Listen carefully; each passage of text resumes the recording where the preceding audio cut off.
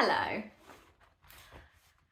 I'm starting this video and I don't even know if I want to commit to this, but you'll know by the thumbnail probably of this video whether or not I do what I have vaguely planned to do. Hi, my name is Hannah. If you're new to my channel, very welcome. If you're not new, welcome back. The Booker Prize list was announced this morning. I have just finished filming my July reading wrap up, and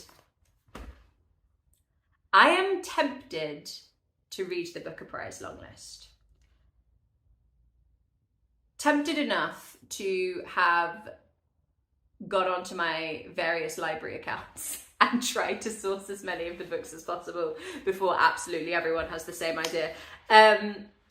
So I think I'm going to vlog my reading of at least some of the books on the long list because I'm intrigued, because there are some books that I was expecting to see there, some books that I wanted to see there, and I have not read any of the books on the long list, which hasn't happened in a really long time. Normally I've just happened to come across at least a couple of them, but no, not this year. So I am in the middle of listening to In Ascension by MacInnes, which I started specifically because I thought it might be on the Booker long list. So well done me, I successfully guessed one book. But other than that, I don't own any of the books. I don't have any of them. So I'm recording this now, and we're going to see if I can source these books. I really don't want to buy them unless I'm sure that it's a book that I would normally buy even if it wasn't on a prize list, because I am trying to be more sensible about my reading. So there are a few that I've got access to. As I said, In Ascension by MacInnes, I'm already listening to. That is available on Scribd. If you are a Scribd user in the UK, you can access that now. Also available on Scribd is the audiobook for, where is it? Pearl by Hughes. So I can listen to that one as well. That's two that I definitely know that I've got. I have just downloaded on BorrowBox the ebook of Western Lane by Chetna Maroo, so I'm hoping to read that. I've got a couple of books I want to finish before I actually get to that one, but in the next couple of days I'm hoping to start that. And then I think my library has 5 of the books, but they're out on loan at the minute. I've put requests in for them, but I don't know when they're going to come in. I'm first on a couple of them, and then there's a few of them that I'm 5th, so who knows when I'll get them. But that is The Bee Sting by Paul Murray, This Other Eden by Paul Harding, Old God's Time by Sebastian Barry, A Spell of Good Things by Ayobami Adebayo, and The House of Doors by Twan. So those are all books that I know at some point I'm going to get hold of. I have contacted my library to suggest that they also purchase the remaining books on the long list, which I think they will do. They tend to buy the books that are on the Booker Prize long list, but I don't know about some of them, which is a shame, because Prophet Song by Paul Lynch, which isn't even out yet, I think they've pushed it forward. I think it was supposed to be September. I think they've pushed it through to the end of August now that one's going to be coming out. That was particularly one that I was really interested in. And All the Little Bird Hearts by Viktoria Lloyd-Barlow was another one that I was really interested in. So I might buy that one. I might treat myself to a couple of them, but I am trying not to just go and buy books because they're on a prize long list, because that is not sensible in a cost of living crisis. So I don't know much about any of them beyond the brief bit that I've seen on the announcement video, but I'm interested. A lot of books on here that I hadn't heard of. In fact, I think I'd only really heard of 5 or 6 of them, and so there's a lot of unknowns. Who knows? I imagine lots of people are about to embark on this journey too. I am just one more in the ranks, so let's see how this goes.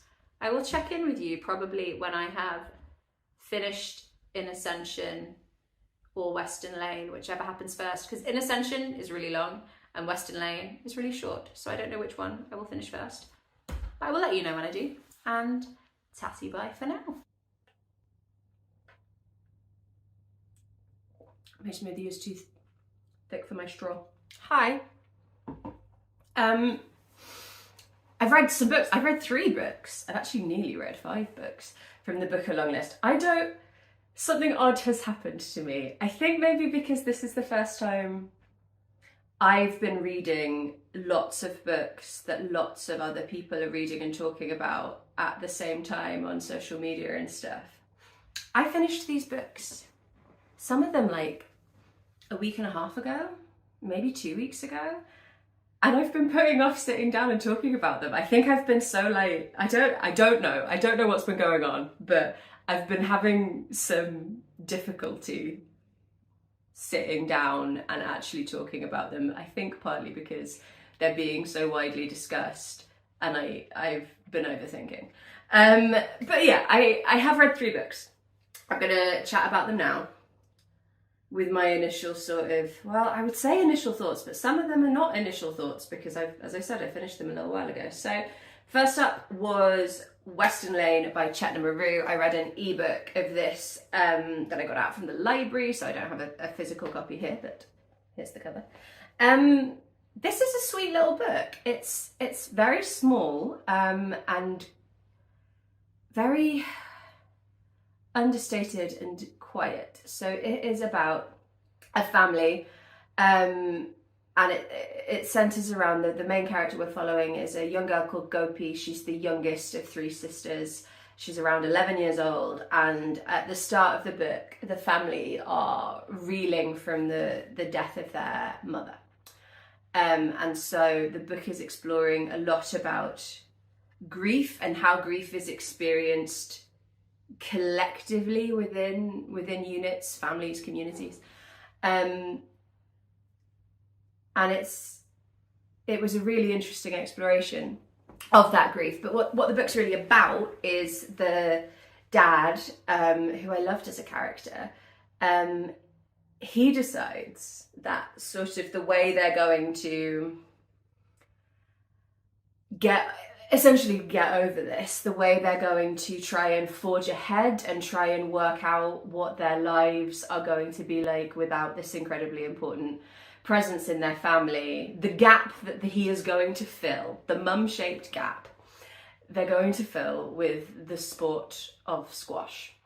I've never read a book about squash before, so that was new. I've never played squash. I'm a bit scared of it. I think it's very intense. I'm more of a badminton gal.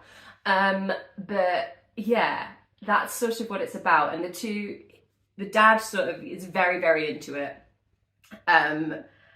And the 2 elder sisters sort of go along with it, but they're not really into it. But Gopi gets really, really into squash and actually ends up competing at this competition towards the end of the book. I don't think that's a spoiler.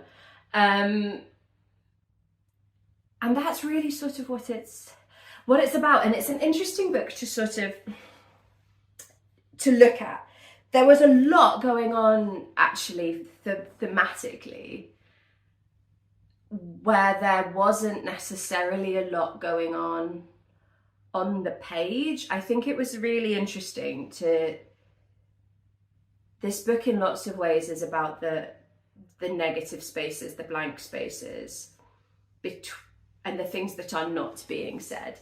This family are all carrying this weight of grief and the responsibilities that come with that. So the eldest sister is having to kind of assume this maternal role, and that's very assumed culturally that is what she will do, that now that the mum is gone, it's her job to sort of do the shopping and the cooking and provide for the family. Like, that side of parenting doesn't default to the father, it defaults to the eldest daughter. And that was all explored really well, but no one talks about it. No one they don't really discuss their grief. They don't really, nothing is verbalized. And so I think when I said it's a quiet book, it is literally a quiet book. Even when they're having conversations, the thing they're talking about on the surface is not what they're really talking about. And it was also kind of the way that was explored in terms of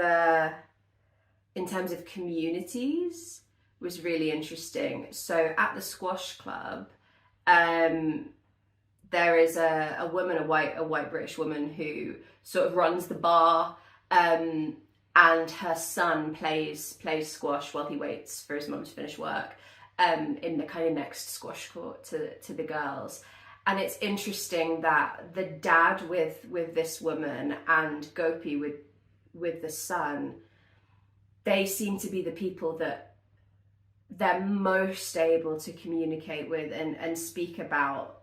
Almost like sometimes it's the people we're closest to that we can't always be honest with in a way that we can with someone that's a little bit more distanced. And I think, yeah, this sort of collective responsibility and experience is really what thrums through the pages.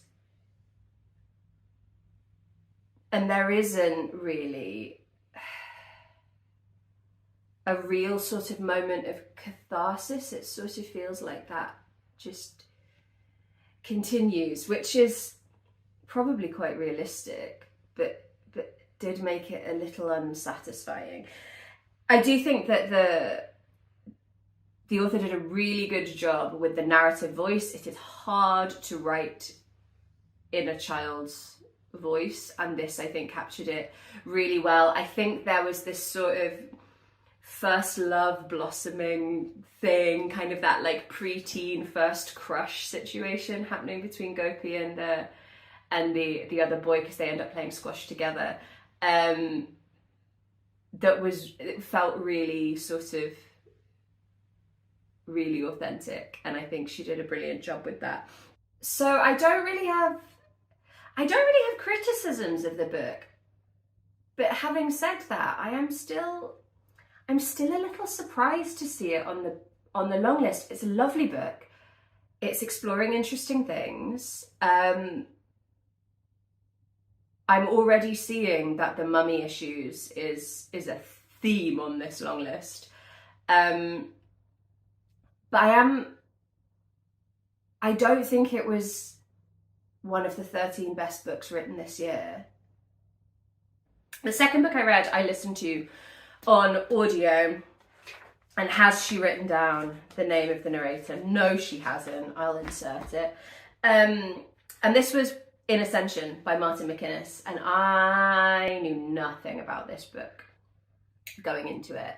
And I'm struggling with how to talk about it, because I really do think that the best way to experience this book is to not really know what it's about or where it's going, because it is almost like, it's like the opposite of Western Lane in terms of the scope of the narrative, and where the characters go in this book is literally massive.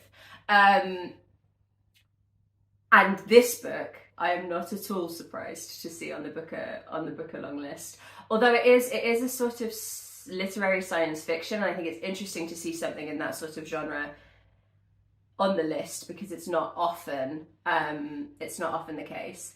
And it's not a genre that I read a lot of. So for me, it was really interesting. We are following a character, Lee. She is a Dutch woman, and she's a microbiologist. And her work, she's very interested in sort of algae, but like looking at algae as a way of understanding the sort of, because it was one of the first sort of organic things to exist. So she's interested in it from a very like, where have we come from and where might we be going place. So the book is is very philosophical in some of the questions that it's posing. Oh God, how do I talk about this book?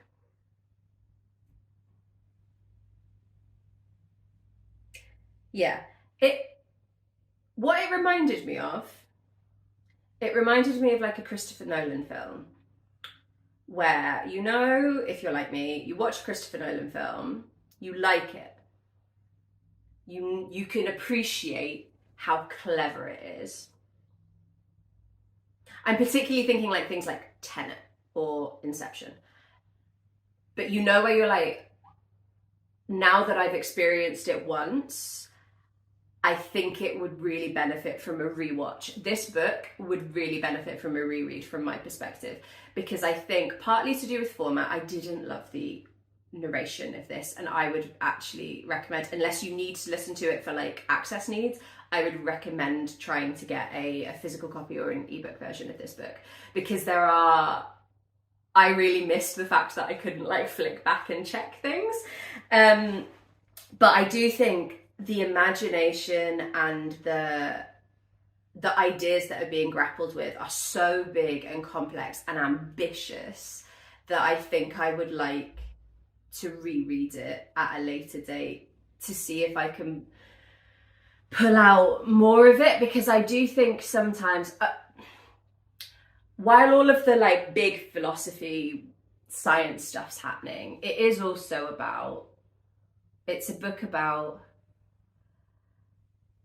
sort of origins, but also how we come up with our own origin stories in a way, and how we kind of write ourselves, and the incidents that loom large in our lives that become formative, and our relationship with those memories and how they become an important part of our identities. I'm sorry if I'm sounding vague, I just don't really want to ruin the book.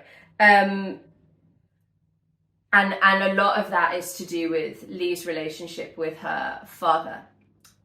And that was really interestingly explored. However, what I think something that stopped me really engaging on the character side of things is that MacInnes, it felt like he has a tendency to tell you the psychology of a character rather than showing you the psychology of a character. And so I felt like I kind of understood Lee on an academic level, but I didn't feel like I knew her on an emotional level. And that is quite apt for who the character is, but in a big book, this is I think the audiobook was, oh gosh, like 12 or 13 hours. It was quite long. I think the book's like, it's over 500 pages, I think. And over that amount of time, regardless of all the other big stuff that's happening around it, it's a long time to feel like you haven't really connected with a character.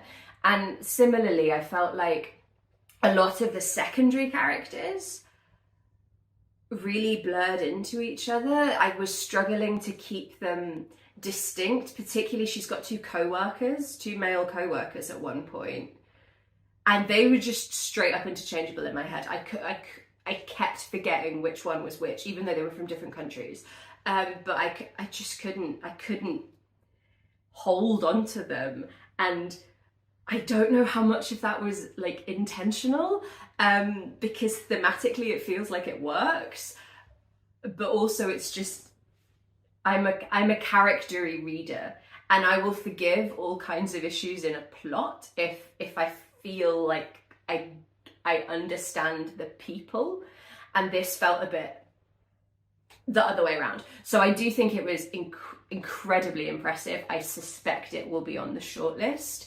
I think it was a real feat, but it didn't 100% work for me. But I am very interested in revisiting it at a later date in a different format. This is A Spell of Good Things by Ayobami Adebayo. This is a book that is set Nearly lost my own bookmark there, 1 second. This is a book that is set in Nigeria, on the sort of the political background. It's sort of set in the run up to a local kind of government election, and we're following two characters that seem like they won't have too much to do with that setting, and yet they do. So this book, I went on quite a journey with this book. I do think Ayobami Adebayo on a sentence level is a beautiful writer, and I really enjoy her writing style. But for the first third of the book, so we're following two characters. We're following a young boy called Eniola, whose father was a teacher, but when they closed the schools that he worked at, he's been out of work, and he is incredibly depressed and has been unable to work. He kind of just sleeps all the time, is quite defeated by the situation they're in, and the family have gone from being sort of reasonably middle class, and Eniola thinking maybe there's a chance he might go to like this quite prestigious private school, to really kind of falling on hard times, and now they are living in pretty abject poverty. And we're following him and largely his relationship with school, and education. Education is one of the kind of key areas that Ayobami Adebayo is exploring in the book, I think. So we're following Eniola, and then we're following Wurola, who I'm sorry if I'm pronouncing these names incorrectly, and she is a junior doctor working in the health service in Nigeria. And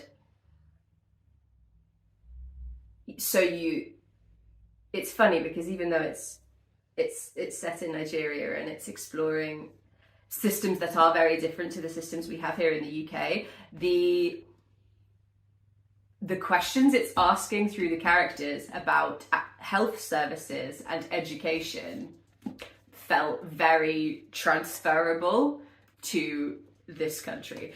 But yes, you've got Wurola, and she's a junior doctor. She's dealing with stuff there, but she's also in a relationship with a man whose dad is running in this government race.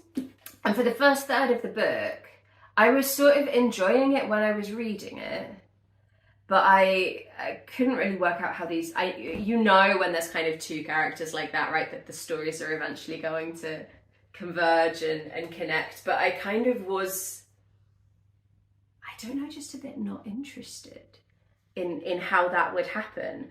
Like I said, I was enjoying it when I was reading it, but I wasn't necessarily captivated by where the narrative was going.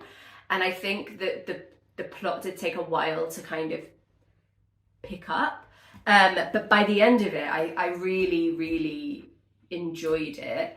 I don't know if enjoyed is the right word. This book was harrowing towards the end.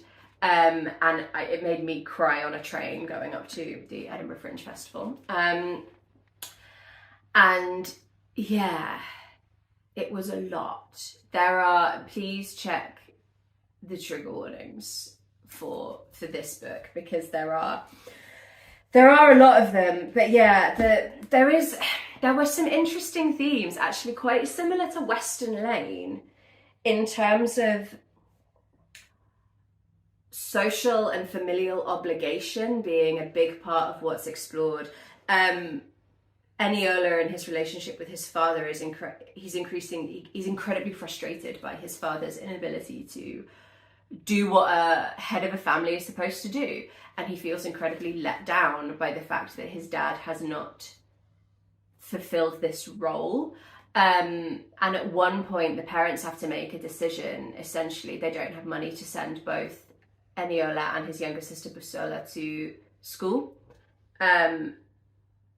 so they have to pick between the two kids. And is this spoilery? It might be spoilery, but fuck it. This is a relatively spoilery channel, so sorry. But they choose the daughter. which again is sort of not what you'd maybe expect. Historically, boys' education has been prioritised over girls, and you'd maybe expect her to be pulled out of school, but because she shows more academic promise, they're keeping her in the good school essentially, and Eola ends up going to public school. And in the background of all of this, there is this sort of huge criticism of just the corruption of the governments, the police, the way these public systems are being run. And I really appreciated it as both a sort of domestic and family novel, but also a more wide political novel. It reminded me a bit of Half of a Yellow Sun by Chimamanda Ngozi Adichie. And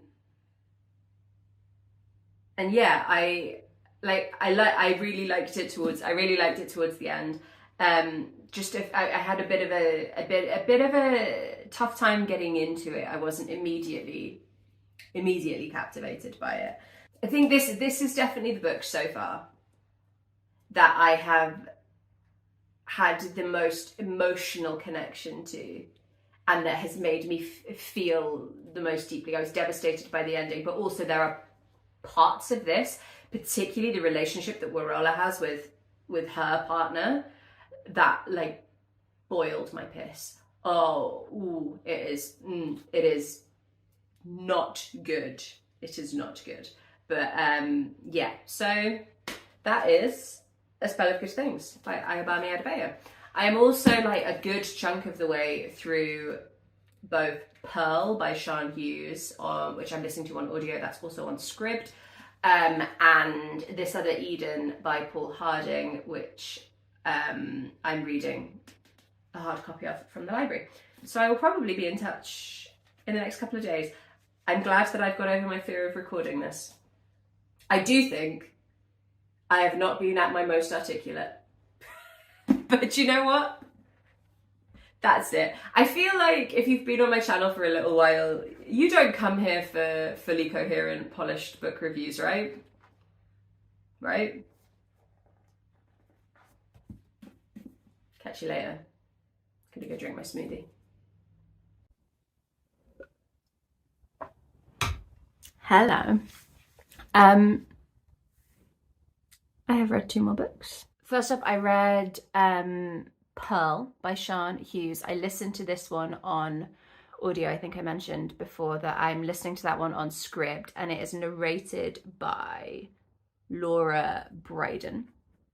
And yeah, this is another sort of quiet, introspective family book, really. It follows, or is narrated by Marianne, and she's sort of speaking as an older woman now, reflecting back on her life. When she was 8 years old, her mum disappeared. Kind of walked out of the family home one day, and they don't know what happened to her. They don't know if she abandoned them or if something happened to her, if she died, but nobody was ever recovered. So a big traumatic thing that happened in her past. And like a lot of the books that I've read on the long list so far, it is a book that is asking questions about how our experiences form and shape us, and the legacy of experience, not even necessarily just traumatic experience, but just how our lives become these sorts of composites of experience, and how those things echo through time. So it's an unusual little book. I did really like it. There is, as it's sort of been the case with quite a few of them, which is, I guess, good for Hannah Lost the Plot, it's not got a real strong, it's got a strong storytelling vibe, but not a lot of story. So let me try and explain what I mean. So essentially what you're getting is Marianne as an adult and now as a mother herself, sort of looking back on her life, and I guess sort of trying to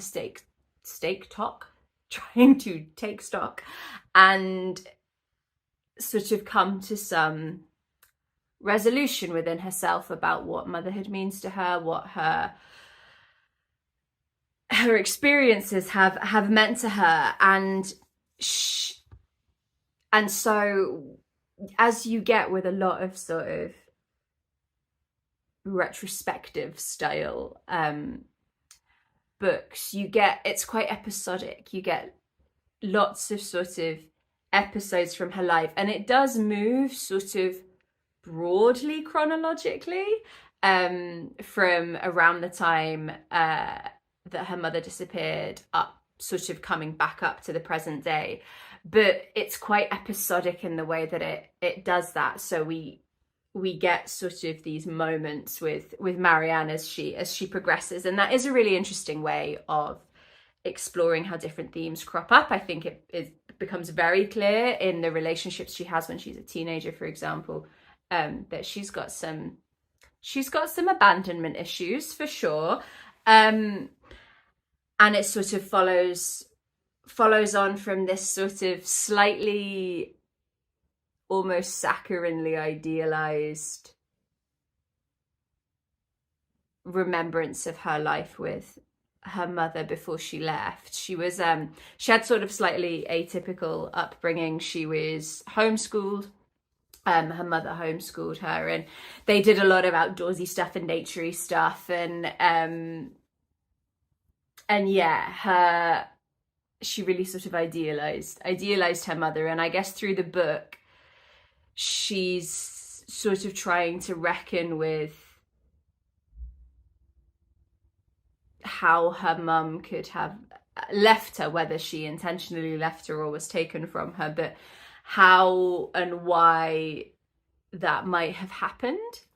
There was a lot that I really liked, but because of that sort of structure, there were some moments that really, really stood out to me. I finished it about 3 or 4 days ago. And there are some scenes that I can really still remember, but I would really struggle to sort of take you through what happened. And that's not just me being like lost the plotty. I think it's another book where it's not about the action of what's happening. It's much more about the internal world. I think it's a really interesting long list. I've never read a full Booker Prize long list before at the time that the long list came out. I think I have read full long lists from previous years, like eventually, but I've never sort of sat down and consciously tried to read the long list in a sort of condensed amount of time. So maybe there are always these very clear characteristics emerging, but I'm struck by how much similarity there is already across the long list, and this sort of absent parenting and reckoning with parenting, but also the legacy of the heritage and the things we inherit from our experiences as children, almost like we inherit as adults from ourselves as a child, seems to be just something that is cropping up in a number of the books. Each chapter as well is sort of prefaced by a nursery rhyme or kind of a little like folk song, and I think that was a really nice way of exploring this sort of arrested child that is the sort of arrested childhood, that Marianne is experiencing even as an adult woman, because of this sort of lack of resolution that she has in her life around her mother's disappearance. And yeah, I did like it. It is based or like inspired by a medieval poem of the same name that basically Marianne's mum really liked this poem called Pearl, and Marianne, I don't know the poem, so the book may well be doing lots of very clever intertextual things that have just gone like straight over my head, but I would be interested maybe in looking up that poem and kind of thinking about some of those things. But from my perspective, I don't think I missed out on a whole like key experience because I wasn't familiar with that poem. So don't let that put you off if you're thinking, oh my god, have I got to have read that thing to pick this up. But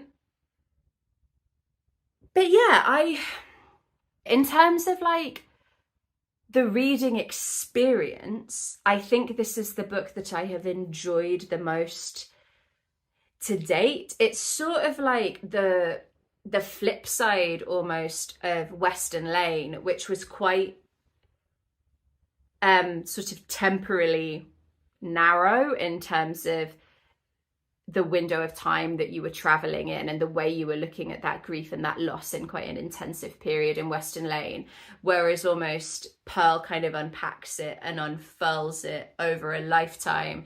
And I guess there are strengths and weaknesses to both of those approaches to looking at it, because it's great in Pearl that you get this kind of spilling out of those themes, but the downside is that it can feel like when you're looking at someone's whole life, it can feel sometimes like there's gaps, because this is not a long book either. But I did really like it. I'll definitely be reading more stuff by Sian Hughes, and I would really, really recommend the audio of this. I think Laura Brydon did a brilliant job. It was a really, really well narrated. I know it's very subjective what people like in an audio performance, but for me, Laura Brydon was the tickets. And then the next book I read was this one. This was This Other Eden by Paul Harding. And this is a sort of literary historical novel set on a fictional island called Apple Island. And it begins the book with this sort of note from I think Apple Island is essentially a fictionalized version of this island. So there's a note at the start, a quote taken from the Maine Coast Heritage Trust. So Maine as in the northern state in the US. Malaga Island was home to a mixed race fishing community from the mid 1800s to 1912, when the state of Maine evicted 47 residents from their home and exhumed and relocated their buried dead. 8 islanders were committed to the Maine School for the Feeble-Minded. I think the best plan would be to burn down the shacks with all of their filth, then Governor Roderick Plaisted told a reporter at the time. In 2010, the Maine legislature passed a resolution expressing its profound regret. So I think this is basically a fictionalized version of that story. So I think it was interesting to have that at the start. I do think it was helpful knowing that there was real historical basis for what happens in the book, but it also means that from the outset, and the book does begin with what's his name, Benjamin Honey, who is a man of sort of mixed descent, Bantu and Igbo and American. He was born a slave and is now a freed man, and he has this dream to move to this island, Apple Island, which is not populated at the moment, with his wife, who is Irish, and set up an orchard there, hence This Other Eden, and kind of live off the land and have this orchard. And it begins with this very idyllic sort of, well, semi-idyllic sort of aspiration and setup, and that's what he wanted to do. And he kind of wanted to go live on an island, get away from all the shit that was happening on the mainland, and sort of create, I guess, like his little paradise. And it doesn't go to plan, and obviously we know sort of from having that introductory piece at the beginning that is probably what is going to happen on this island, right? So you have this kind of looming threat right from the start. The structure of the story is interesting. So we have this sort of bit with Benjamin at the start, and I have heard some people say that bit went on a little bit too long, about the establishment and the sort of mythology of the island. And then the vast majority of the book takes place a few generations later. And by this point, having suffered a number of setbacks, including a sort of Noah's Ark biblical level flood, there's this sort of really diverse, unique community that's built. The island has sort of become, I guess, a kind of safe haven for people who feel like they are rejected or excluded from society. And the people that live on this island are a really, I guess, unusual for the time blend of ethnicities and heritages. And it was interesting structurally the way that Paul Harding explores that, because you don't really get a sense of that while you're being first introduced to the people in the community. They do come across as a bunch of eccentrics, for sure, and there are definitely some insular practices, let's call them, exhibited by some of the characters, but then it sort of shifts. The whole book's told in the third person, but Paul Harding does sort of shift you around a bit. So sometimes it feels like you're looking from within the island, and sometimes you're looking from sort of across from the mainland, and you get this point partway through where all of a sudden you see how the island is viewed by the predominantly white people who live on the mainland, and they essentially see it as a blight on the community. These kind of, they talk about mixed blood a lot, it's very uncomfortable to read, but essentially ethnically impure people who are degenerate and backwards and essentially sort of shouldn't be, like, need to be taken care of. These are not well, normal people. These are people who need to sort of be dealt with and civilized and handled. And so the colonialism, kind of internal US colonialism of those attitudes was really sort of thoroughly filleted. There's quite a lot going on, and thematically and sort of vibes wise, I really liked the book. I think I preferred the first half. It lost me a little bit towards the end. But I remember reading earlier this year, I read a book called This Is Happiness by Niall Williams, who is an Irish author. And that is, I mean, I feel about this book a similar way to what I felt about, I can't remember how I started that sentence. I feel similarly about both of these books, in that I like the setting and the setup of the book and what it's setting out to explore, and I'm interested in the themes that are being explored in this book, as I was with This Is Happiness by Niall Williams, which is set in a remote community in the west coast of Ireland. And then I really liked most of this book on a sentence level. I have seen people say that they think it's overwritten. It is definitely, he's definitely a writer's writery kind of writer, like definitely gone all in on the writing. And there were moments where I think it was profoundly beautiful and really, really affecting and worked brilliantly. And then I think there were moments where the writing was like pushing me back rather than drawing me in. And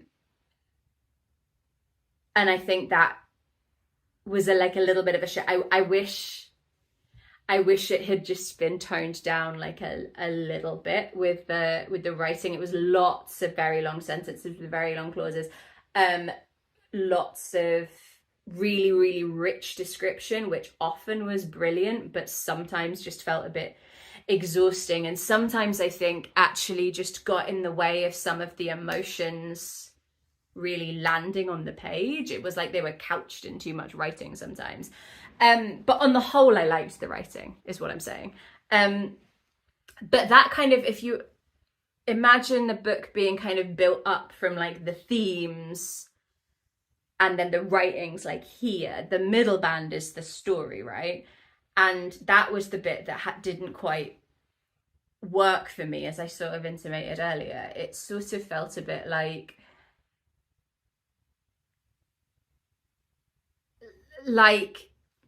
there was the setup, and the setup was quite long, and then we kind of met everyone, and then there's a bit where we go away with Ethan over here, and then there's a bit when we come back, but there's a real lack of resolution to the whole thing. And I think that is intentional, because again, this is a book that's about legacy and traumatic legacy over time, and I think it's been written in that way, with all these kind of open ends, very deliberately.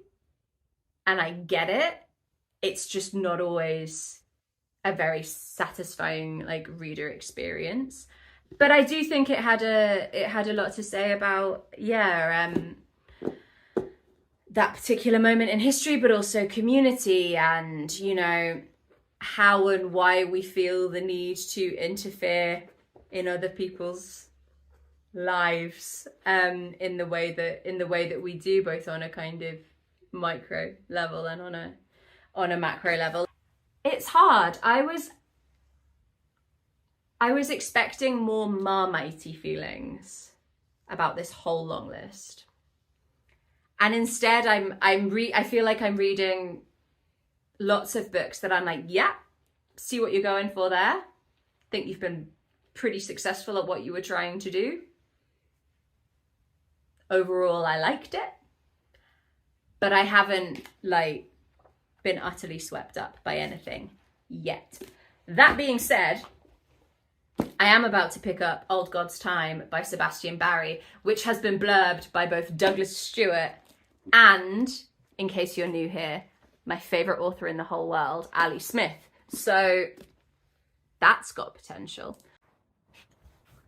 Hello again. I am here to talk to you about the next two books that I have read, and I think we're on a bit of an upward swing with this long list, because I really enjoyed both of these titles. The first one I don't have a physical copy of because it has already had to go back to the library, but I read Old God's Time by Sebastian Barry, and this is the story of a retired policeman in Ireland called Tom Kettle. He only retired sort of about 9 months before the book begins, and it opens and he's sort of just settling into his retirement. He's just moved to this new like little kind of annex apartment thing, like off of this castle that looks out on the sea in Ireland, and he's sort of making his peace with like, right, this is me now until I am no longer here. This is my life now. And then his retirement gets interrupted by two policemen arriving at his door in the middle of a storm, and they have come to speak to him because they're hoping he might be able to help them with a case that they are sort of it's a historical case that Tom worked on when he was a police officer, and sort of new evidence has come to light, or new procedures have come to light, that have meant that they now think they might be able to sort of nail someone for something they did in the past, and they want Tom's help. But this request of help dredges up a lot of history and trauma for Tom.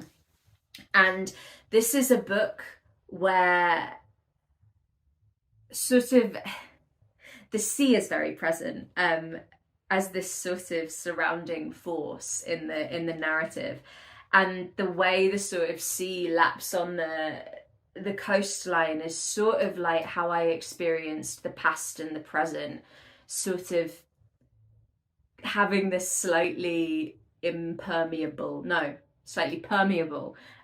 relationship, where it's like bits of the past keep bleeding into Tom's consciousness, or you'll think you're in the present and then you realize it's not really the present, or it's not the present as it has actually happened.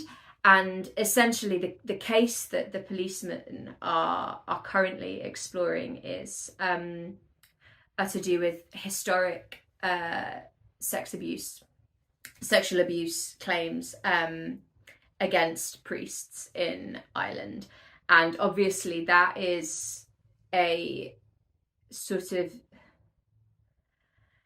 a kind of nationally recognised blight on the history of Ireland, I guess. And as well as that, there's also a wider context of the sort of Magdalene laundries, the orphanages in Ireland that are sort of loom up at points throughout the book. And that is because I think we have this relation.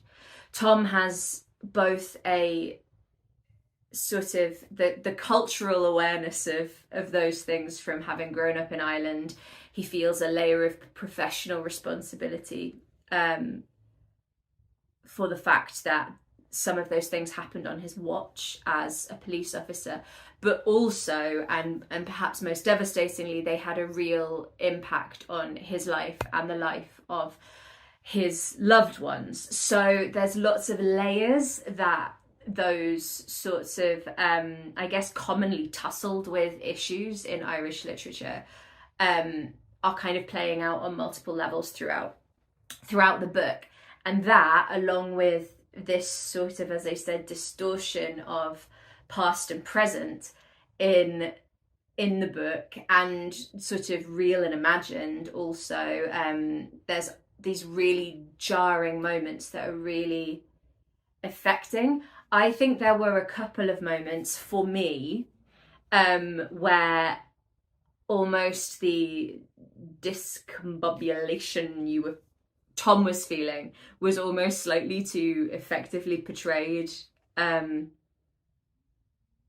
Sebastian Barry, in that I then was getting quite confused because Hannah lost the plot. And there were a few times where I had to go back and reread something to be like, wait, is Tom confused or have I missed something? There were a couple of moments like that just slightly went a little too far for me, but I also recognise that is quite a specific to me issue with the writing. But I think I wrote a couple of quotes out, because obviously I knew I wasn't going to have the book here.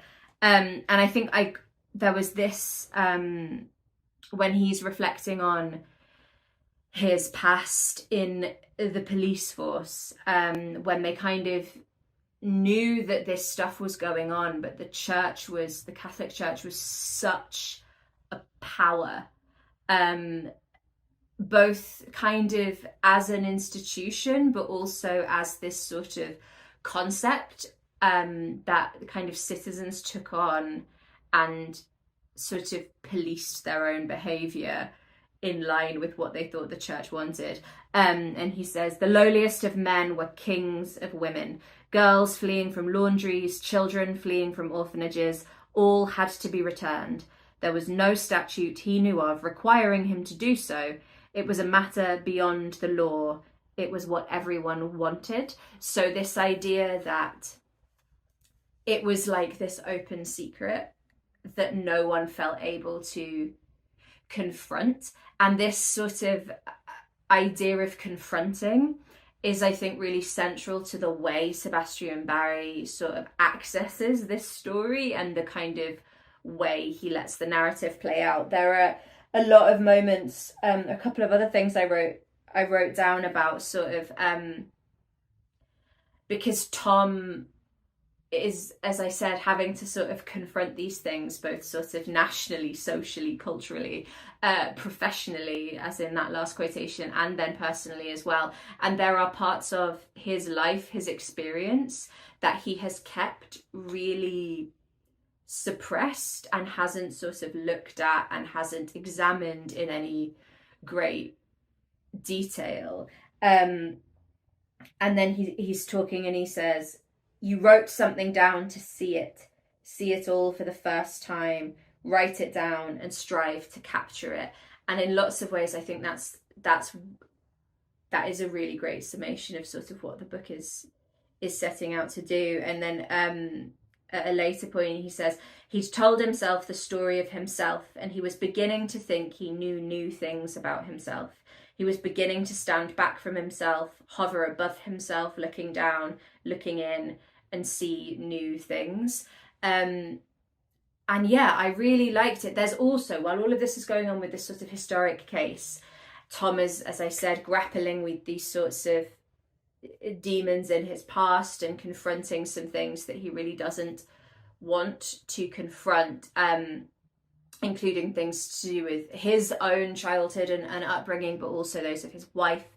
And there is this sort of theme running through of sort of the legacy of trauma, and that surviving a trauma is not often enough, and actually how that continues to manifest itself in someone's life. And it reminded me of, I think it's in his book We Are the Weather by Johnathan Safran Foer. I can't remember who he was talking about when he talked about this, or even if it was his original idea or if he was kind of quoting from something else, because it is a non-fiction book. But he talks about this idea, I think it was in reference to someone who survived the Holocaust and had then gone on to take their own life. And he talks about it in this way of being able to survive everything except survival. And that sort of isn't always something that is explored and understood. And I think parts of that were really well explored in this book. There's also, while all that's going on, this whole other present day narrative where Tom is also sort of, and again, this is the past present tension again. So these police officers come to the castle that he's living in, just a little part of the castle, not the whole castle, and they want him to help with this old case. But at the same time, this woman is living in another apartment, like the castle's basically been split up into different living quarters, and she's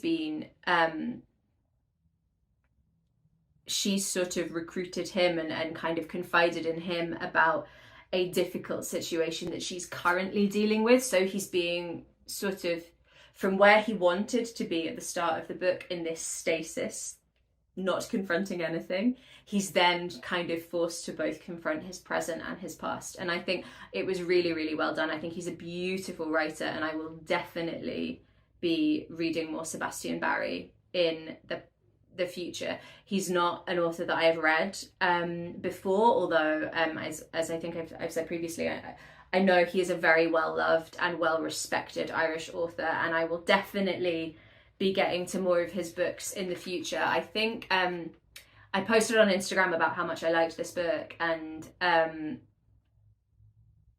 a few people had recommended specifically Days Without End, so I think that's one that I'm definitely gonna look to in the future. And then the second book I'm talking to you about, I have quite similar feelings about, which is lovely, and this is The House of Doors by Twan.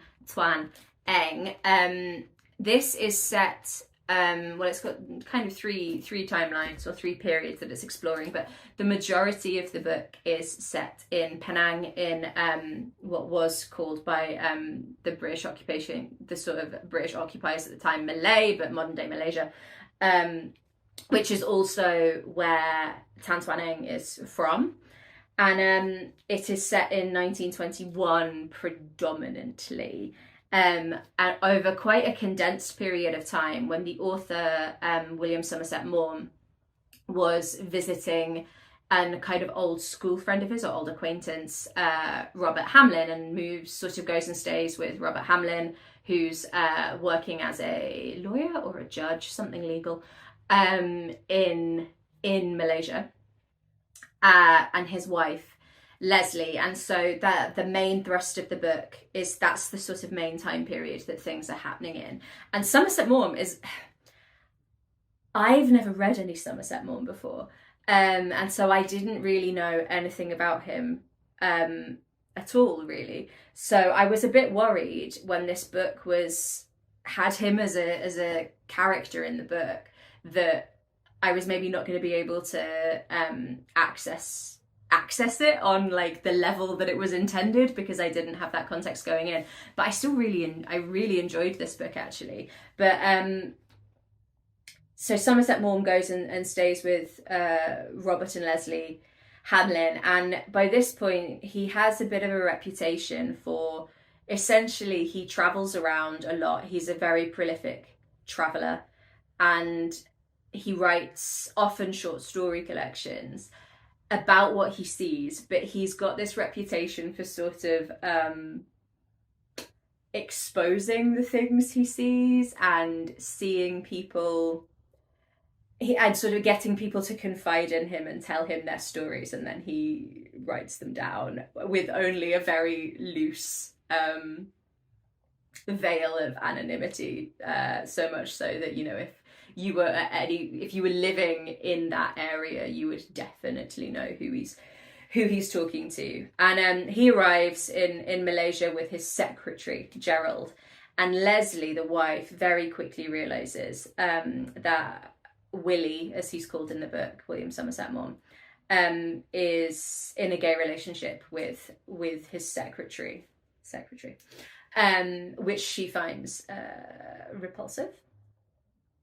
And really difficult to deal with, and that's obviously not pleasant to read about now with kind of modern sensibilities, but I think, you know, was sort of pretty par for the course at the time. And we do have glimpses in the character of Willie in the book, of what that experience was like for him being a gay man at that time, because obviously it was illegal, and there are mentions throughout the book of Oscar Wilde, who obviously famously was found guilty of being gay, and that is so that she sort of doesn't think much of Willie at first, Leslie, but over time she sort of warms to him and begins to unburden herself of her stories, and in doing so reveals a lot about her marriage and indiscretions that have happened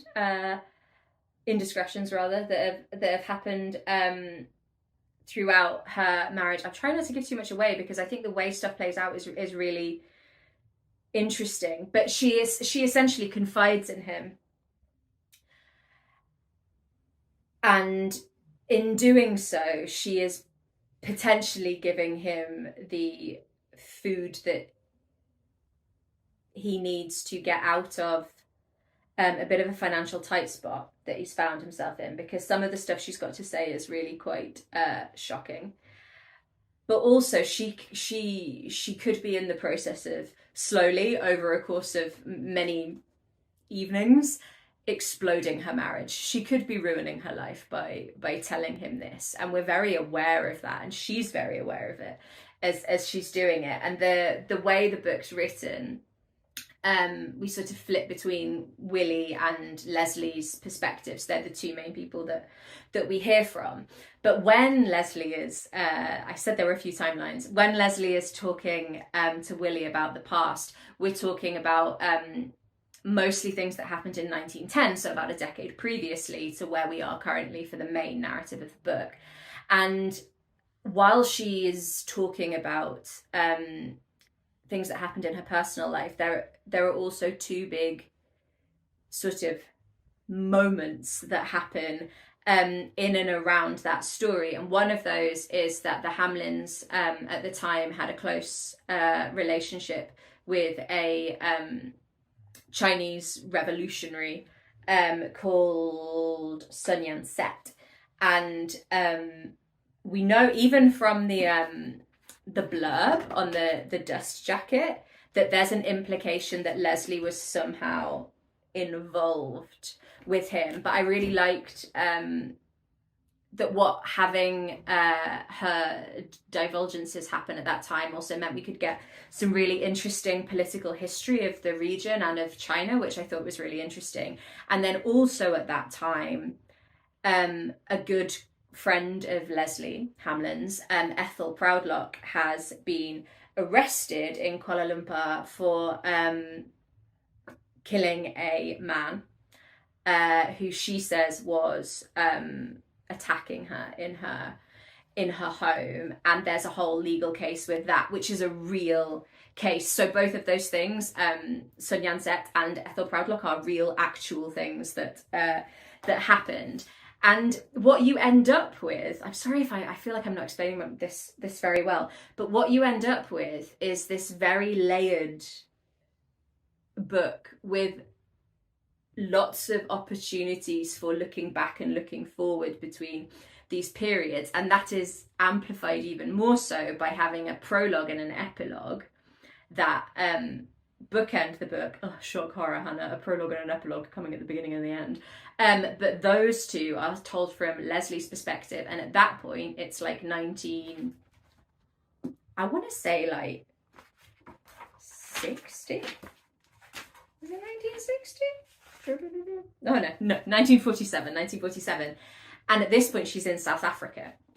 Now in the 1921 timeline, we know that her husband Robert has very poor health, and he wants to move to South Africa. His brother has like a land out there or something, and his doctors have told him that escaping the kind of humidity of Asia and going somewhere like South Africa that's very hot and very dry would be really good for his health. He's got some kind of like chest situation, like a chest issue. And Leslie, unlike a lot of the white British characters in the book, hasn't moved to Asia. She was born in Penang and has been raised there for her entire life. It feels to her very much like home, and she doesn't want to move at all. But obviously we know from the prologue that she does eventually go with him. And so there's this sort of inevitability also to what happens, and we are able to infer certain things about how some of the events unfold because we have that context from the prologue at the beginning. But I think the book was so clever and so nuanced in terms of the emotion that was being explored. Towards the end of the book, I was like, there's a relationship that's portrayed, and I won't say between who because it's a bit spoilery, but there is a relationship that is explored, and it filled me with so much sadness. The way that was the way that relationship played out, and I loved. I was worried because I didn't think I was going to like the ending, and I ended up loving the ending of this book.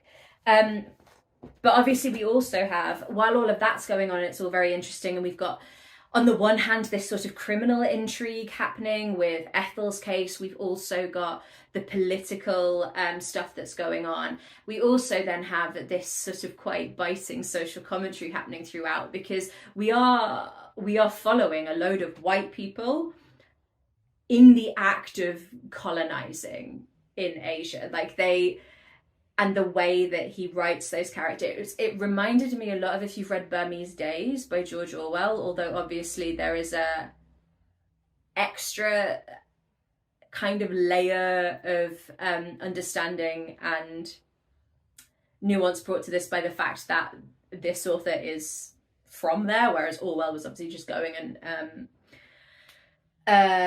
sort of, what's the word, I'm not observing, rather like Somerset Maugham. But yeah, I really, really love this. This is the one that I have had the most uncomplicated feelings about. And I don't mean because it's not a complex and nuanced book. I just mean like this was the most straightforward, enjoyable book, as in just sitting down and being like, I'm very into this story. I'm very swept up in this. I trust the author. It's very beautifully but quite simply written.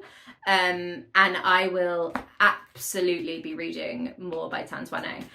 He is one of, I imagine, very few authors who this is his third novel, and everything he's ever written has been shortlisted for the Booker Prize. So his previous 2 novels have been shortlisted for the Booker Prize, and this has been shortlisted for the Booker Prize. And yeah, I really liked it. I feel like there's a lot more that I could say, but I'm worried about spoiling it for people. So if you've read it and you want to have a little like chit chat in the spoilery comments section down below, or if you follow me on Instagram, drop me a message, because I really loved this. I thought it was excellent.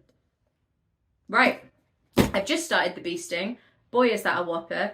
I'm a little bit scared about the number of library books I have stacking up in my house and whether or not I will indeed be able to read them. I also think I've been talking for a really long time, and this video is going to be super long.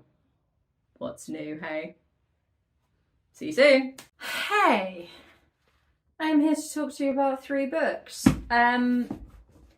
Firstly, I've read If I Survive You by Johnathan Escoffery, and this is an interesting one because I think quite a few people, when the long list were first announced, were a little skeptical of this one because it's been talked about. A lot of people have said, oh, it's interconnected short stories, and until relatively recently, I don't think it would have qualified for the Booker Prize, because didn't they change their wording from being specifically novels to long form fiction, which kind of opened the door for interconnected short stories, etc. And I think it's a little unfair to call this a short story collection, because all of the stories are following the same family and actually largely are about centering the son of a family, Trelawney, and all of the stories are sort of examining, raking over similar ground, but like trying to access these sorts of central questions about who we are, identity, race, parenthood, all these kind of themes that the book as a whole is tackling. And it's like every single story or chapter is trying to find a new way in to do that using this one family, which I thought was really interesting. And the reason I know that it's not a short story collection is that I don't normally like short story collections. And I did quite like this. What's it about? So as I said, it's largely following one family. They're a Jamaican family. The mother, father, and eldest son were all born in Jamaica, and then they moved to Florida. And the youngest son, Trelawney, is born there. And that sort of is the start of some of Trelawney's problems, because he feels different to his family. The first sort of part of this book, section, story, chapter, whatever you want to call it, I thought was outstandingly good. It's written in the second person, and it's really a kind of short-potted history of a child Trelawney trying to understand racially where he fits in America, racially and sort of in terms of nationality, because everyone wants to know where he's from, but he doesn't really like look or sound Jamaican the way the rest of his family do. He's quite light-skinned, or at least kind of racially ambiguous, and so some members of like Latinx communities like assume that he's Latino, and I don't know what happened with my voice there. I've got like a dry mouth. They think he's Latino, and he kind of like doesn't correct them for a little bit, and then they find out that he's not, and it's a whole thing. But I think that first section is a really powerful immersion.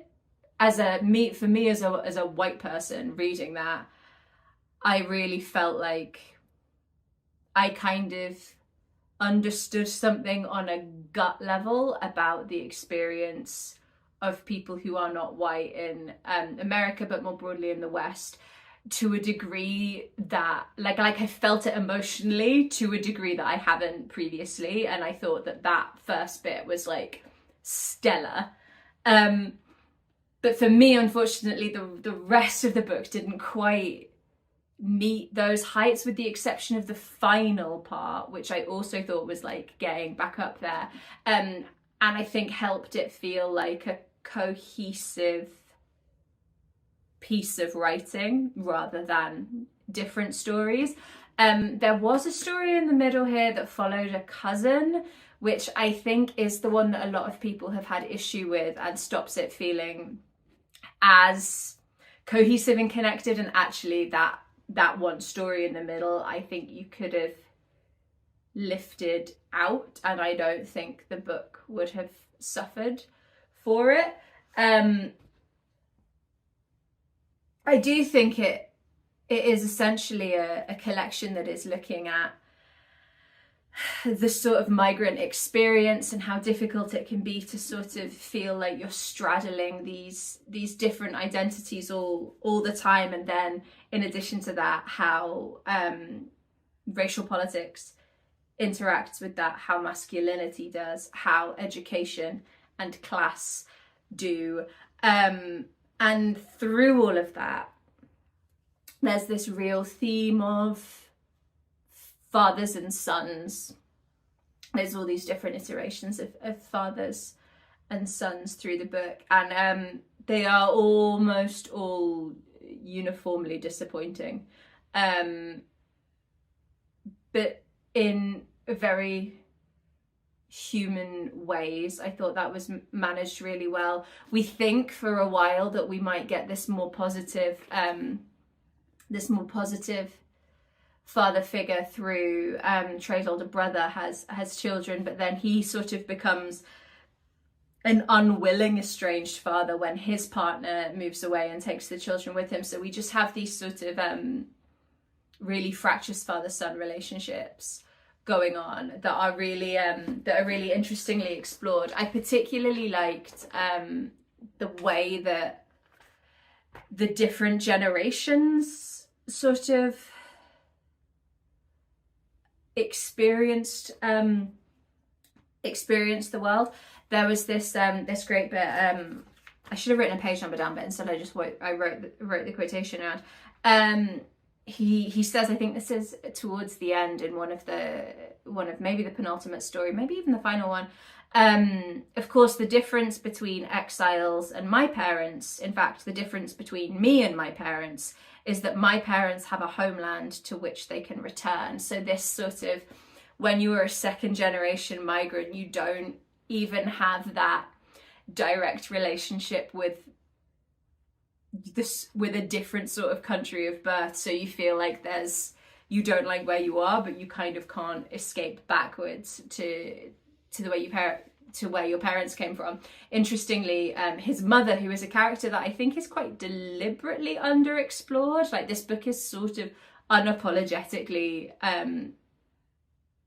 looking for male perspectives, or exploring male perspectives, and for that reason we don't really hear from his mother directly. I mean, she's in stories, but we kind of don't hear from her directly. But at one point she moves back to Jamaica, because the stories kind of go from before Trey was born, some of them back and forth between before he was born and up until he's sort of, I think, in his like late 20s. So he's kind of grown by the time his mum moves back to Jamaica, and it's written that she feels freed by the privilege of relative racelessness. This is once she's back in Jamaica. In 2009, Kingston's murder rate reached the highest ever on record, and my mum returned there so she could finally feel safe. And there is this I thought the way violence was explored in the book was really interesting, because there are moments of violence, but not in sort of the way that we would expect. And actually, there are 3, I think, hurricanes, like big hurricanes, that appear throughout the book and sort of act as these sort of like named forces of instability and destruction, and in lots of ways are sort of emblematic of kind of violent force without needing to show it explicitly on the page. I thought the use of the hurricanes was really interesting. So on the whole, I liked it. As I am getting towards the tail end of reading the long list, I don't know that it's necessarily on my short list, but I think it was a really interesting book with lots of interesting ideas. I would really like to read a novel by Johnathan Escoffery. I think his writing at particular points in this was really outstandingly good. I think if you liked Brian Washington's collection a lot, then you might like this. So that was If I Survive You. The next one I picked up was Study for Obedience by Sarah Bernstein, and I did not finish this book. Sadly, my first DNF of the long list. I think touchwood, maybe my only DNF of the long list. But this is a chemistry thing, and reading's like that, isn't it? Like, I just didn't get on with this book, which is a shame because it was one of the ones that I was really interested in. So it's about a woman who, her elder brother, his wife and children have like left or walked out on him or whatever. He lives like up in the Northlands, we don't know exactly where, but north. And he basically calls her up and goes, can you come and like move in with me and basically like take care of me, basically be my housekeeper. And we know from the blurb that soon after her arrival, all these unexplained, unfortunate things keep happening in this village town where they live, and the local people start blaming her, and then I think it goes horribly wrong. But I didn't get that far because I just really struggled with the writing style. I found it really impenetrable, not even because it was, you know, like really like Joycean or like complex, but just really, I felt like I was getting nothing from it. And I think the reason it's frustrating is because I think the writer's doing that on purpose, and I think she's very, very good at doing it. I think you're supposed to feel really held at a distance by this narrative style, but unfortunately I just couldn't bring myself to care, which is a shame. But it's ironic really, because there are a few, I'm going to read you a couple of quotations which sort of perfectly articulate actually why I don't like this book. So the first one is I had learned over the course of my life that there was something unpleasant about this opaque kind of inwardness. That's the first one. I think the book does have an opaque kind of inwardness. So again, I'm sure if you're willing to stick with this book, I know the people who really like it, and they think it's absolutely genius. And I'm sort of not refuting that it isn't. I need to enjoy reading a book more than I enjoyed reading. I read 50 pages of it, and it's a like 200-page book, so I feel like a quarter of the way through. If you ain't got me a quarter of the way through, you're not gonna get me. Then we have, so by and by I learned to speak in slow declarative sentences.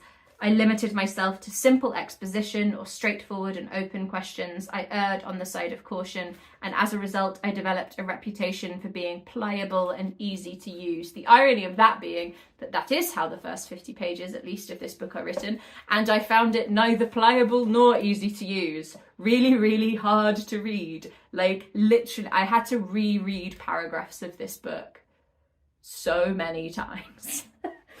Next up, there's a bit where she's talking about she was a typist, and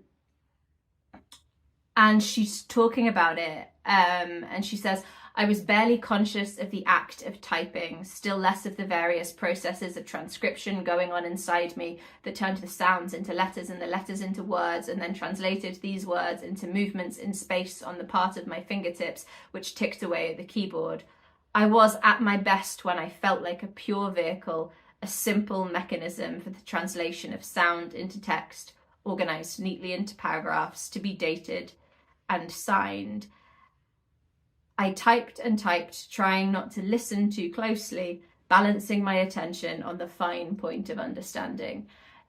And again, that is like a perfect explanation of how I was reading this book. It's like I was reading the words, and none of it was landing with me in a way that was pleasurable. And last final one, in case I haven't hammered my point home enough.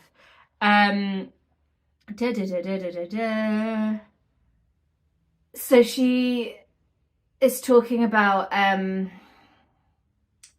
relationship with this new landscape that she's moved to, and it's, since I could not interpret the diacritic marks of the language of the country, the shape of the words in my mouth could only be an approximate homophonic translation.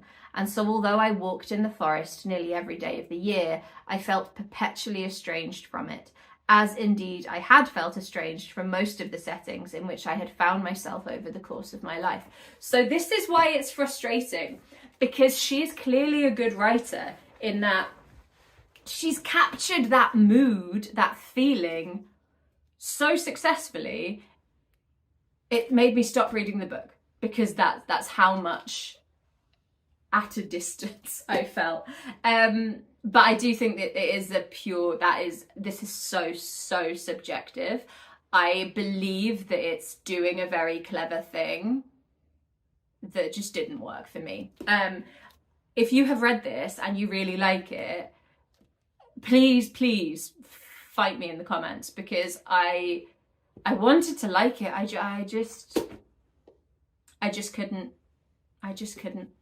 which was a shame. A book that I have much less complicated feelings about, though, is The Bee Sting by Paul Murray. I straightforward enjoyed this book. This was a straightforward, like, yeah, that's fun. Well, not fun, but this is I listened to the audio mostly. This is a library copy, but I was intimidated by the size of it, so I also got it on audiobook so that I could read it but also like listen to it when I was like cooking and walking the dog. So the one I listened to was narrated by Heather O'Sullivan, Barry Fitzgerald, Beau Holland, Kieran O'Brien, and Lisa Caruccia Carme. So this is a book, I'm not going to carry on holding it up because it's chunky. It's about a family in Ireland, a sort of middle-class family, or who are now middle class, let's say, had been doing very well financially, and then their family business, this garage that the dad runs, comes under real strain in the recession when that hits Ireland. And the book is sort of the first 4/5 of the book. There's 4 members of the main family. There's a mother, a father, an elder daughter who is sort of doing her like last years of school during the book, like final year of school and going off to college, and then a younger brother who is in his sort of earlier teens, PJ. And the first 4/5 are told from each of their perspectives. So the first sort of 5th is the daughter, then the son, then the mother, then the father. And it's really interesting because their sort of timelines, it's not covering completely the same ground. Each time they overlap a little bit. And I think that was really well done, because essentially the family have a real problem with not communicating. And at first, with the earliest sort of iterations of that, it feels a little bit like standard, you know, teenage miscommunication with your parents and stuff like that. And then as the book progresses, we realise actually there's maybe quite a bit more that's not being spoken about here, that is weightier and heavier. And then in the final fifth, we get this sort of more choral storytelling where everything switches to second person. We're still getting the isolated perspectives of those four characters, but they're much more enmeshed, whereas in the first parts it was, this is Cass's bit, this is PJ's bit, then the mum, then the dad, Imelda and Dickie. And then you get this kind of cacophonous, and the you, that second person, as all of these things are building to a head, really works, because it gives that sort of distance sometimes that the second person gives, but also that kind of accusing tone of like, you do this, you do this, you do this. And with all the voices, it worked really, really well. I don't think it was like an outstanding book, but I do think it's a brilliant family drama that then picks up to is a white knuckle ride towards the end of this book. It goes to a place that I did not imagine it going to, and the ending of this book is, I can't get over the ending of this book. But it's not a perfect book. But I mean, in terms of like storytelling, I think it was very well done. I do think it didn't need to be this long, and that it would have benefited from some of the first parts being compressed a bit more. We got a lot of the backstory of both of the parents, Imelda and Dickie. Imelda comes from quite a very sort of poor background. Her father was basically a criminal, and she grew up in a very, very difficult situation. There's also some real trauma that happened to her when she was a child, and that is useful and does inform the character. I don't know that we needed so much of it. So there was that. There was also, and it took me ages to realise this, because as I said, I was largely listening to it. And all of the mum's sections, so all of Imelda's sections, have no punctuation. And I don't know why.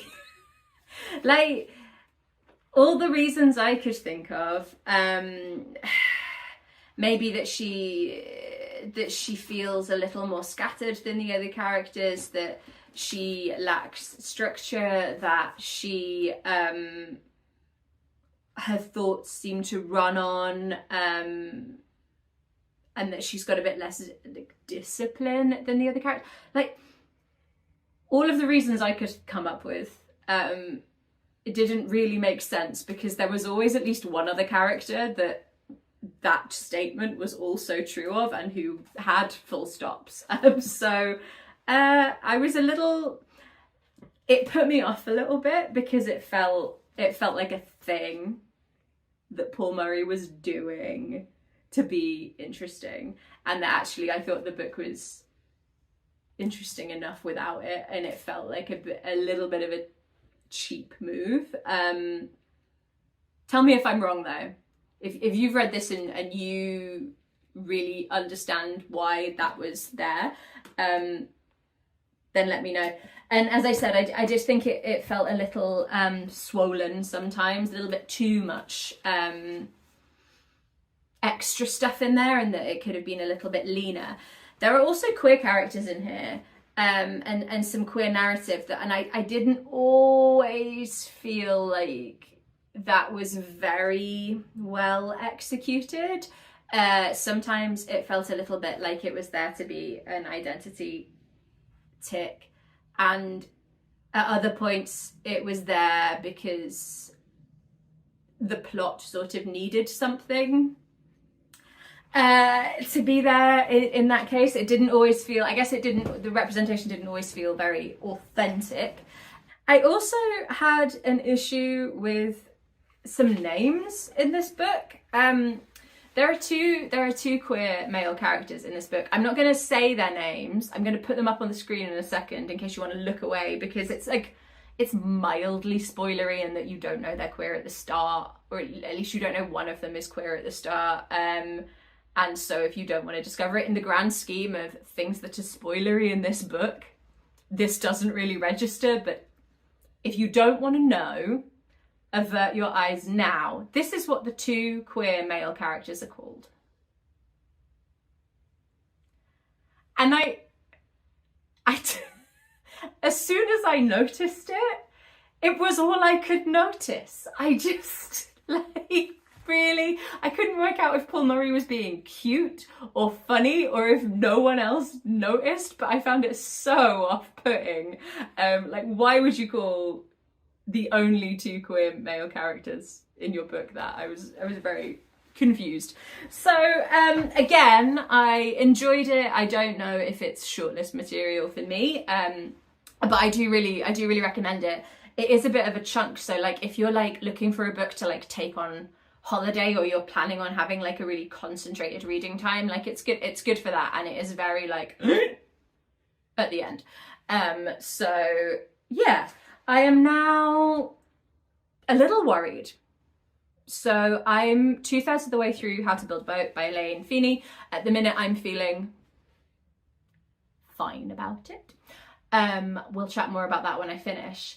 And I have started the audiobook for All the Little Bird Hearts by Viktoria Lloyd-Barlow. And because I did put a library hold in for it, but it's not going to be in for a while, and I really would like to have at least started reading all of the books on the long list before the shortlist is announced. I think I've got 4 days before the shortlist is announced. So I've started All the Little Bird Hearts, then the only other one I've got is Prophet Song. Prophet Song is the one that I was most interested in, probably, from the outset, and I've had a library hold on it forever, and it's still not come in. So I have ordered it. I have broken my no-buy rule for the Booker Prize list, and I have ordered it. So I'm hopefully, fingers crossed, it's Sunday today, I'm hopefully going to pick it up on Monday if it comes in, but it might be Tuesday, in which case I will probably not have been able to read much before I try and film a shortlist prediction video to be up on my channel on Wednesday. Yeah, so I'm a little bit, I actually think there is a chance that I might finish those two books, How to Build a Boat and All the Little Bird Hearts, and then just be waiting for Prophet Song to arrive, which is a little annoying. I should have just ordered the book earlier, but hey ho, never mind. I would rather wait and order through my local independent bookshop than use that book website and get it tomorrow. So that's where we're at. 29 minutes.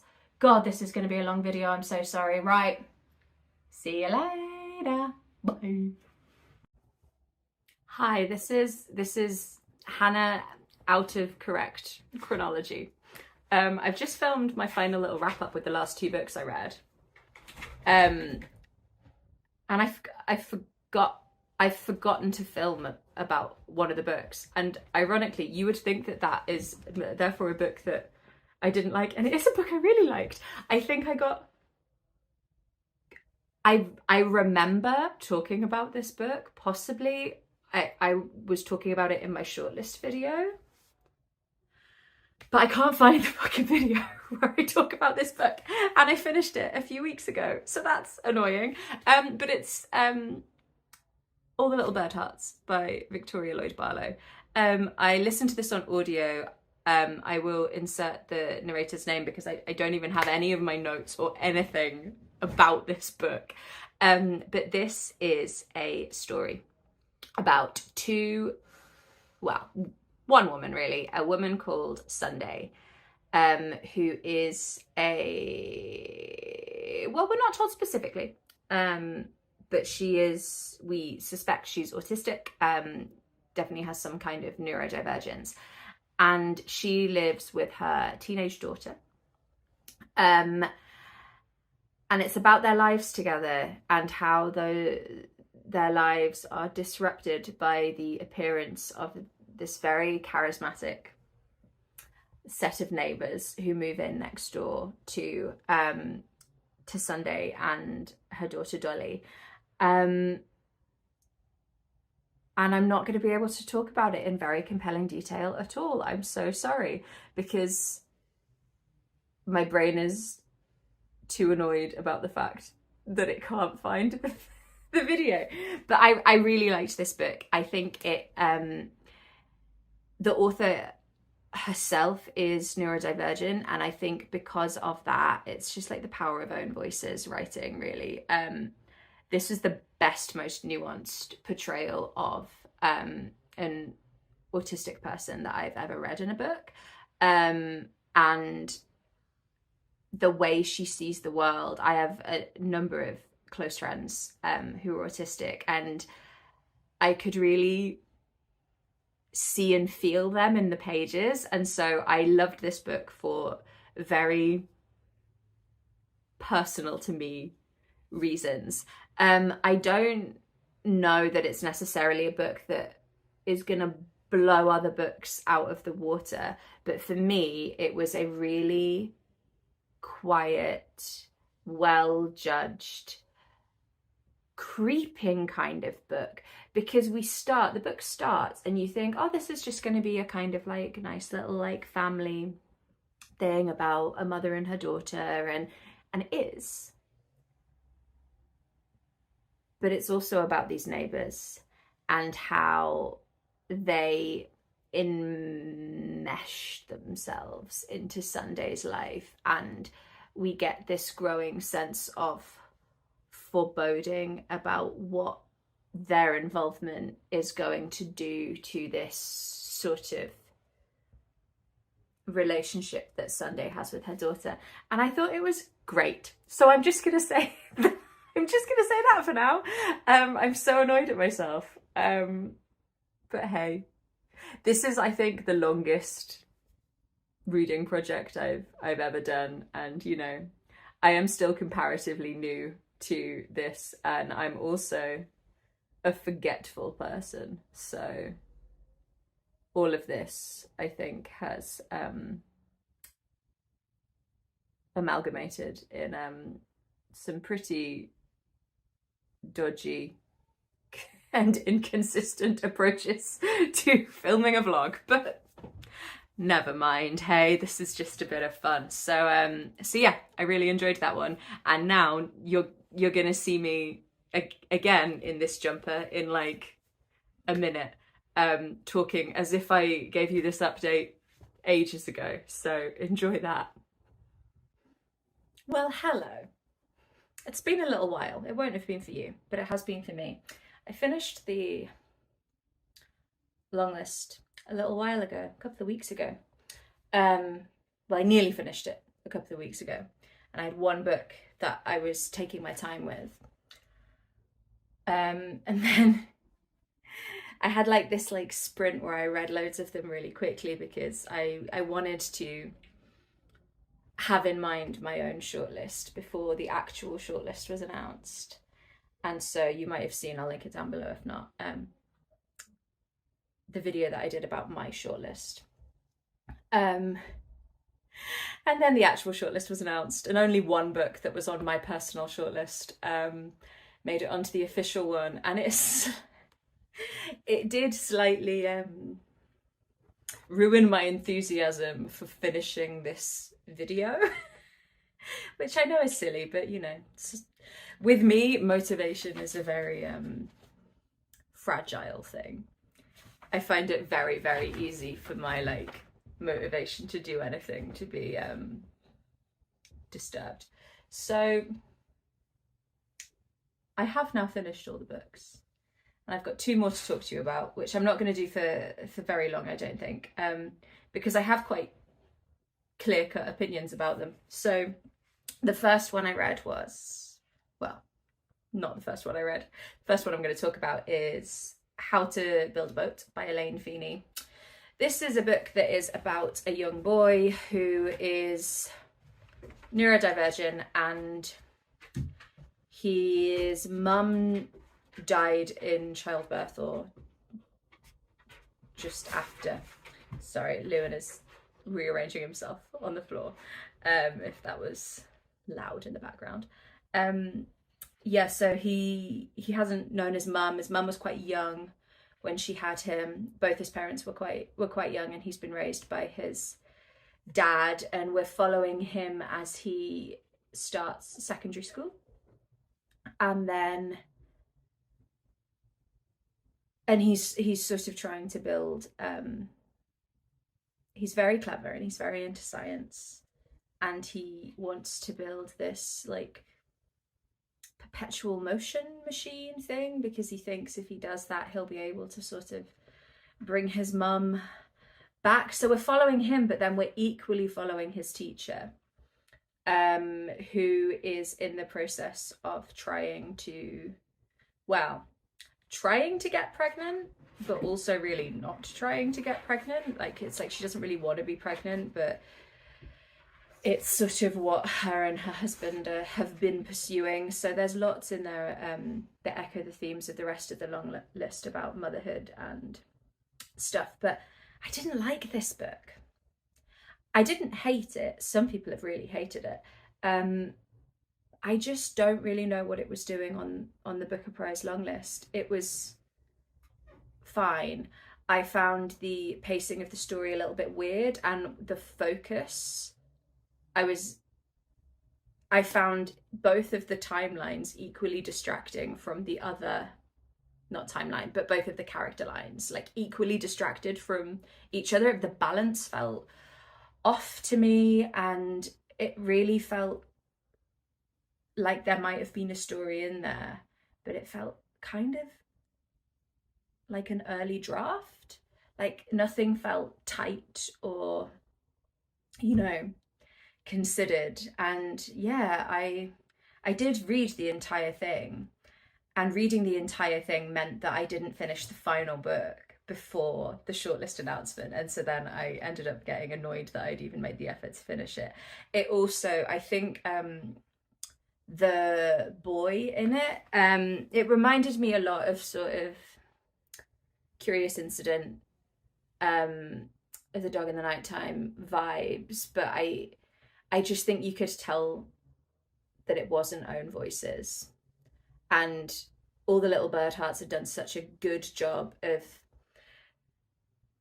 you know, really showing and exploring the nuance of neurodivergence, that then this just felt quite flat and sort of meh.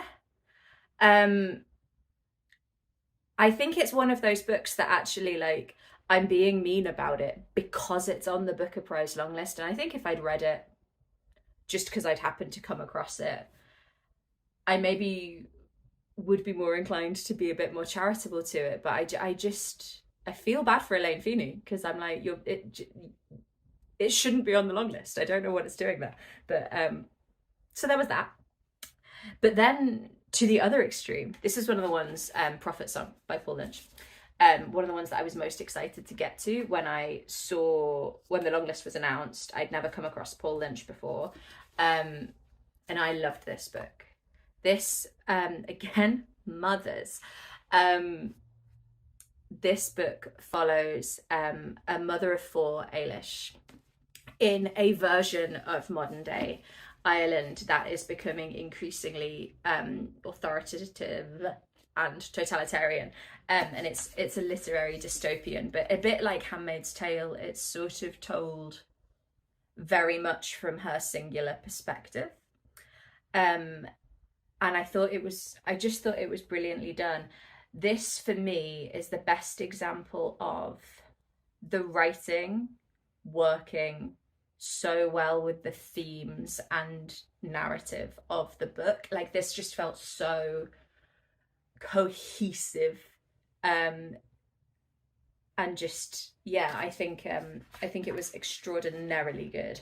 I'm going to read you a few things because he does something with, well, firstly, all the pages are like this, and then they have paragraph breaks like that, but it's like wall to wall, like dense text, and it creates this sort of unrelenting, confining, and quite oppressive reading experience. So I definitely think it's like a book that, although I think it's great, it wasn't enjoyable, but it's quite unrelenting, and he does this incredible, I'm going to read you a few examples from like quite early on in the book so that there's nothing like spoilery in there, but he does this thing with the language,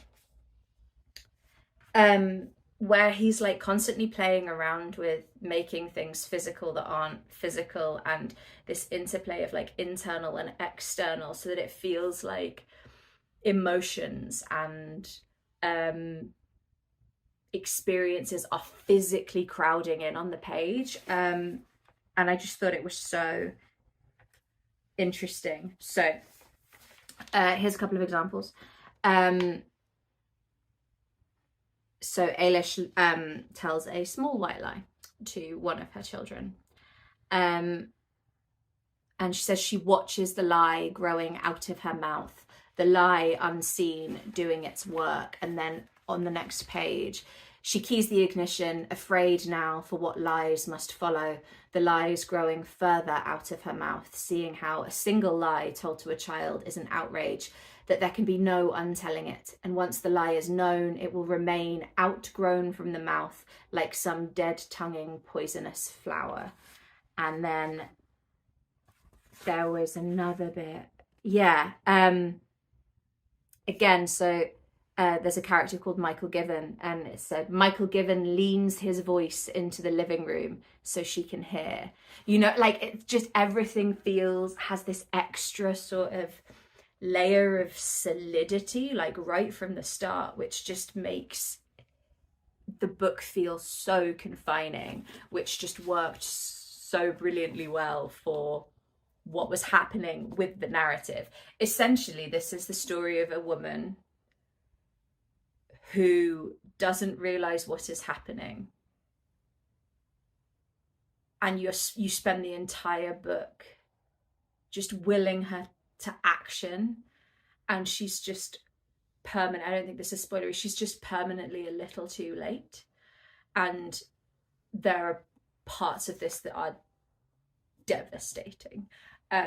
So this one is the one that was on the shortlist, so I hope this wins of the actual shortlist, because it's the only one of the books on my shortlist that made it on. I had only read I think about 30 pages of it before I had to do my like faves video, and I knew already within 30 pages that this was gonna be good. And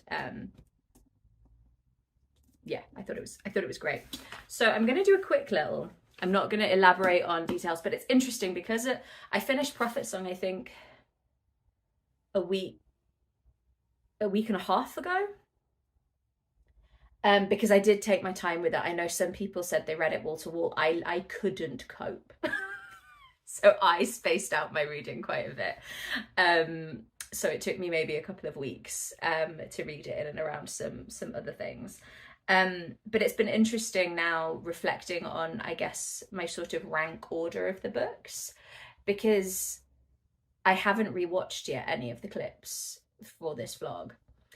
And I don't know if this order is going to be surprising based on what I've literally said earlier on in the video, because I've been reading over kind of 2 months. And obviously, you know, sometimes with books it's about the lasting impressions they leave, and so I think maybe some things have dropped down towards the bottom that maybe might have been more in the middle. What I will say, before I do my grand reveal of the 13 books in reverse order up to the top, I think there are a couple that are at the bottom for me, and there's like a chunk that are at the top, and everything between like 5 and 11 I don't feel super strongly about. You know, like for me, like a lot of the list was kind of solidly in the middle, and I could make on another day I might order that 5 to 11 in a different order. So here we go. At the bottom, unfortunately, How to Build a Boat by Elaine Feeney, for all of the reasons that I have just said. Number 12, I'm going to put Study for Obedience. Weirdly, I'm putting that above Elaine Feeney's, even though I DNF'd it, because I could sort of see why it was on the long list. It just wasn't for me. Then at number 11, I'm going to put the first book that I read, Western Lane by Chetna Maroo. Absolutely nothing wrong with this book. It just hasn't really stayed with me, and I don't think I found it as impactful as some of the others. At number 10, and I should point out that both of those two books, so my 12 and my 11, are on the shortlist, as is my number 10, which is This Other Eden by Paul Harding. I did like some of the writing in this book, but I've been feeling more and more conflicted about the shape of that narrative as I've reflected on it. So yeah, that one not so much for me, although I would be interested in maybe reading something else by him.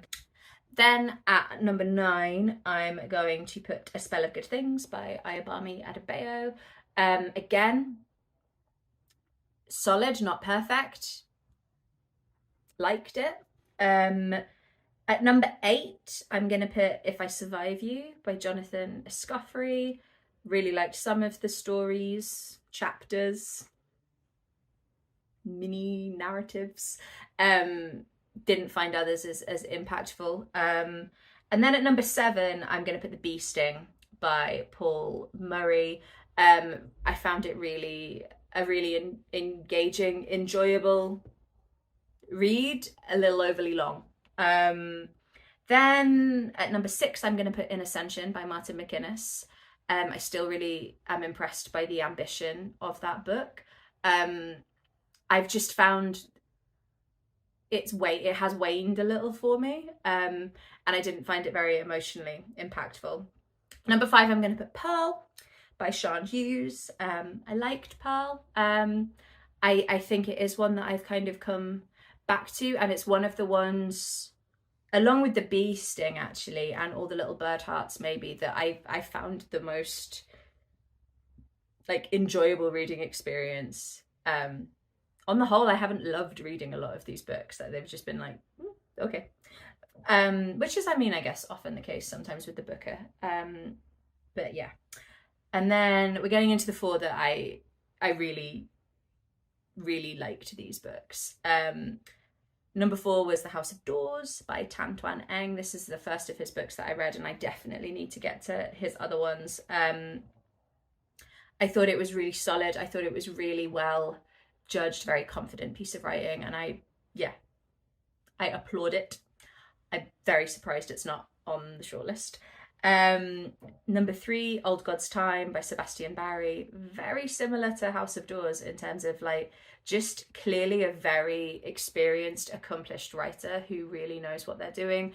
I really liked the story. I thought the way things bled together in that book, and particularly the way he the treatment he gave memory and how that worked, I thought was brilliant. And again, really surprised that it's not on the shortlist. My number 2 is All the Little Bird Hearts by Viktoria Lloyd-Barlow. This is more, I put it on my shortlist. I didn't expect to see it on the final shortlist. I just think this really resonated with me, and I really liked this book. But I don't think it is objectively on paper the most exceptional thing on the long list, but I really liked it. And this is my very, very subjective personal opinion.